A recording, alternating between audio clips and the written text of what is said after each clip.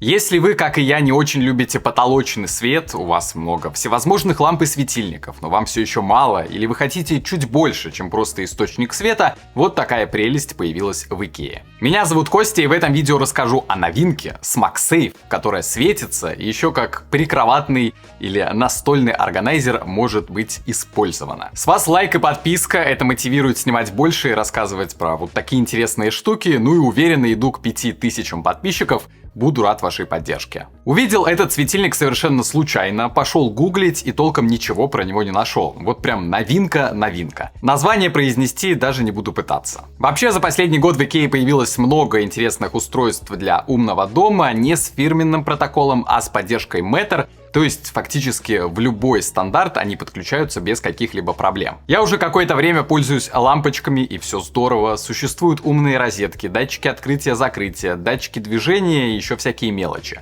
И что удивительно, первые аксессуары с поддержкой MagSafe появились недавно. Помимо лампы есть зарядка в виде присоски или пончика, провод можно под силиконовую часть спрятать, ну и использовать его как подставку для просмотра видео. Есть самая базовая зарядка, основная часть изготовлена из пробкового дерева, и мне не очень нравится, как это выглядит, а вот лампа понравилась и стоит всего 20 евро. Это не умная лампа, включать или выключать со смартфона или через Siri не получится. Здесь также нет регулировки температуры или яркости. Либо работает, либо нет. И включается кнопкой, спрятанной под площадкой беспроводной зарядки. Можно даже на смартфон надавить, и все заработает. Подключается через провод USB-C. Для максимальной мощности зарядки и работы светильника нужен адаптер 20 Вт и выше. Длина самого провода 120 сантиметров, к сожалению, никакой тканевой оплетки, но для провода, который особо трогать не будешь, вполне окей. Зарядка работает по протоколу Qi 2, а значит 15 Вт мощности максимум, в 2.2 уже 25 Вт мощности, но, увы.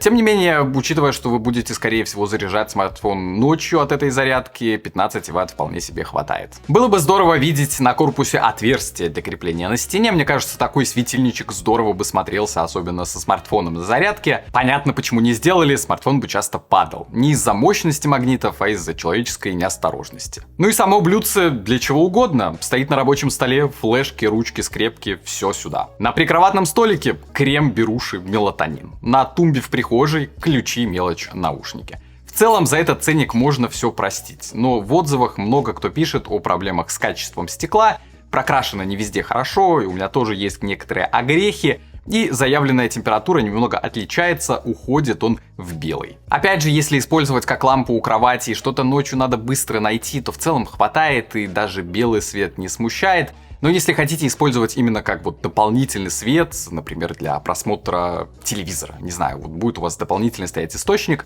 понравится не всем. Я покупал на официальном сайте IKEA, если в вашей стране нет IKEA, думаю, вы сами прекрасно знаете, как, где и через кого это все можно заказать, ну и на маркетплейсах всевозможные товары IKEA появляются, и думаю, что эта лампочка тоже появится. Я жду, когда появится в других цветах. Мне кажется, черная, матовая или какая-нибудь оранжевая вообще прекрасно бы смотрелись и вписывались во множество интерьеров. Было бы здорово увидеть и Pro-версию, в которой будет регулировка температуры и, например, управление с приложения. Но это все мои мечты, возможно, когда-то появится. Если вы знаете какие-то классные аналоги подобного формата, пишите в комментарии, интересно изучить, возможно, рассказать на канале. Вообще пишите, про что интересно посмотреть ролики, возможно, что-то и выйдет. Ну а на этом у меня все.